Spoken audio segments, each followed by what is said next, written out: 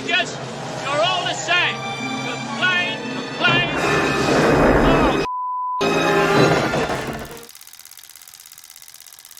Hello, and welcome to the Undeveloped Reel, where today I am excited to finally kickstart this project that I've been wanting to do since I started this channel. It's called Memorable Moments from Mediocre Movies. Just a kind of a blanket statement. I actually recorded this earlier, but I decided to come back because I was kind of more harsh than I wanted to be. I named the title, I think, Great Moments from Terrible Films, and I thought, a lot of these films that I'm going to be talking about, I don't think they're terrible. I think they are mediocre. They're not great, they're not bad, but they're a movie I'll watch, I'll put on. If it's on TV, yeah, I'll sit and watch it.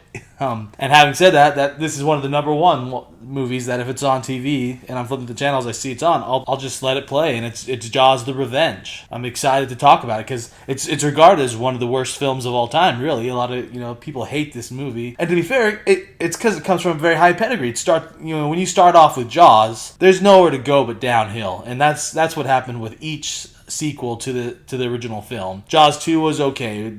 It's still fun. Then you got Jaws 3 and 4. And personally, I think Jaws 3 is the worst in the franchise. I know there's a lot of people that might disagree with me, and if you do, let me know in the comments. But I think Jaws 3 is just not as exciting to watch. I think Jaws 4 has a few great moments. Jaws 3, I'm gonna have to watch again to see if I have to do another episode for it about a great memorable moments in mediocre movies for that one. But that one, I think, for the flack that Jaws 4 gets for its plot line, it's this ridiculous story of a great white shark that takes revenge on the Brody family from the other films and just hunts them down, somehow can sense them every time they're in the water, I don't know, and it's a roaring, crazy, a shark that roars. I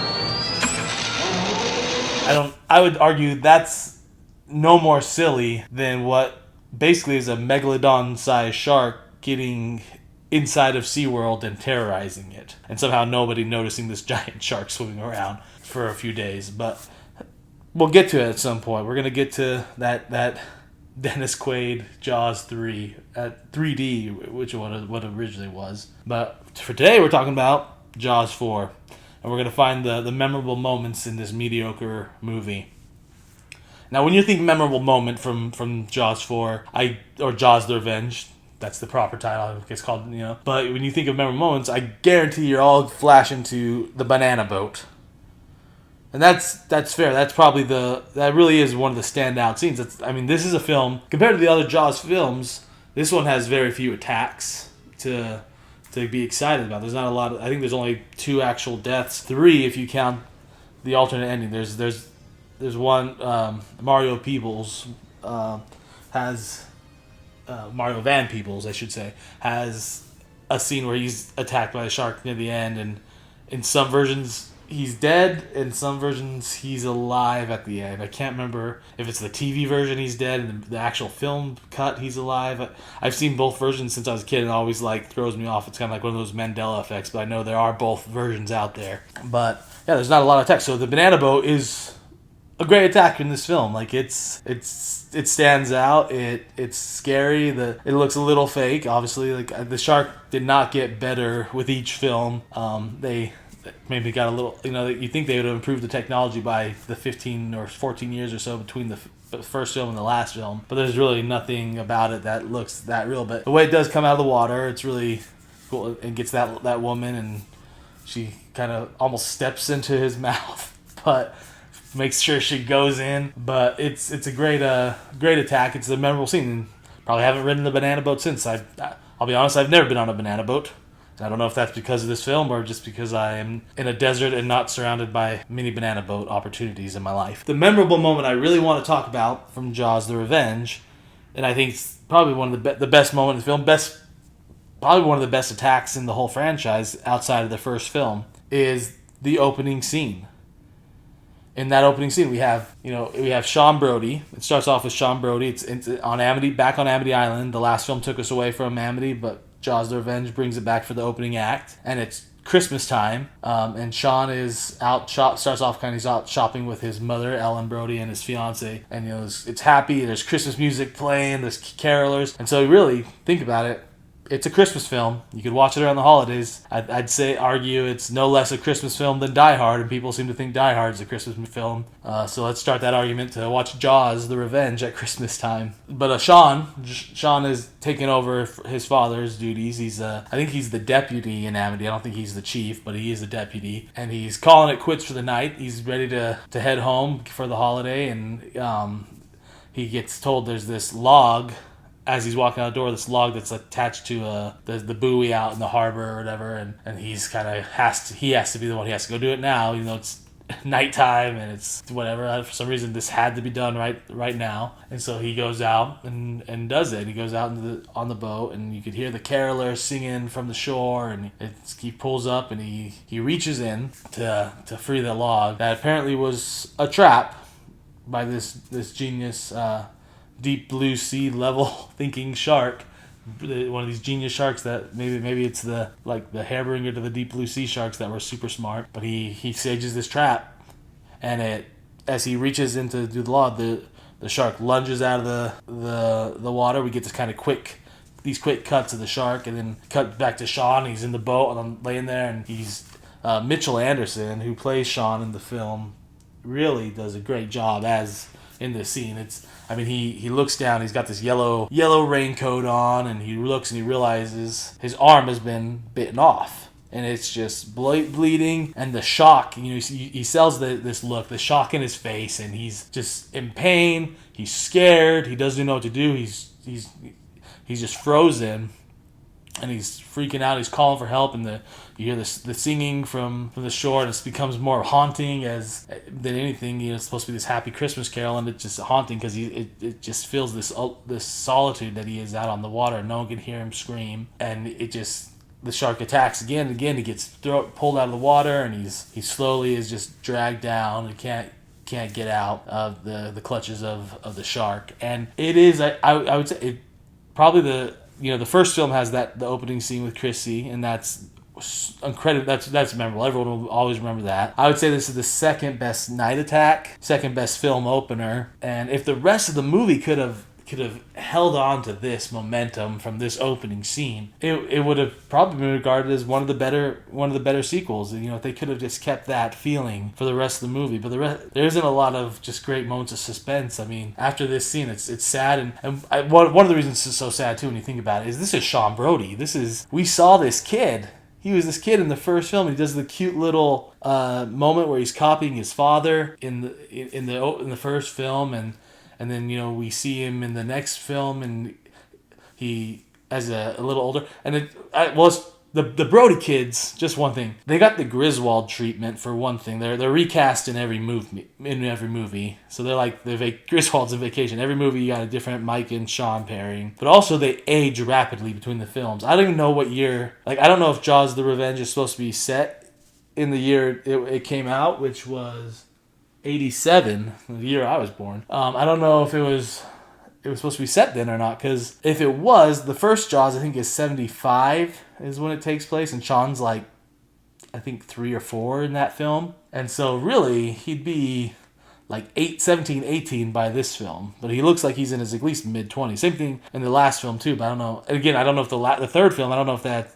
counts towards this film. I think they kind of ignored the continuity of that one. But when you think of Sean, this is a kid, he had to watch his brother almost get attacked by a shark in the first film.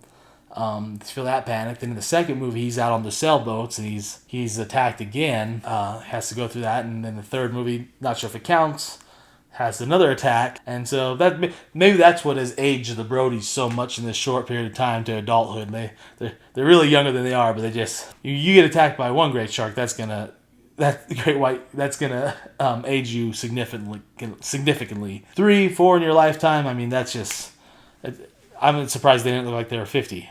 But I'm also impressed that Sean, he went into to become a deputy like his dad, but you would think after what his dad went through, and after what he went through in the second film himself on a boat, he would never go in the water again, knowing there's these monster sharks around Amity Island that could just tear a boat to pieces and that easily. But we lose Sean, and it's sad, and so then the rest of the film is Ellen Brody grieving and Mike grieving, and they go to the Bahamas, and hook up with Michael Caine, which is probably the first film I ever saw Michael Caine in. This is his famous, he took the paycheck. And someone said to me, I saw that Jaws 4. He said, it stinks. I said, I haven't seen it. I said, but I've seen the house it bought my mother, and it's marvellous. Yeah, he just took the role and did it. And it was either this or the Muppet Christmas Carol. I saw him great in both roles. Yeah, you gotta love Michael Caine. He's and his shirt that goes from wet to dry to wet in the final of the movie. That's Jaws: The Revenge. Some interesting things to talk about it. I'd say, well, for one, the shark when Sean is attacked by that shark, you see the shark lunge in the water and there's blood all in the water. That's because that's a scene from later in the film that they just took and recut and changed the filter to give it a nighttime setting. It's when I think Jake and Michael are chumming the water for the shark, and they first see him, and he pops up in the Bahamas. So they just took that scene from the daylight and flipped it around and made it a nighttime shot. That's why there's already randomly blood in the water. But the most interesting thing I would say is that they wanted Roy Scheider back for this film.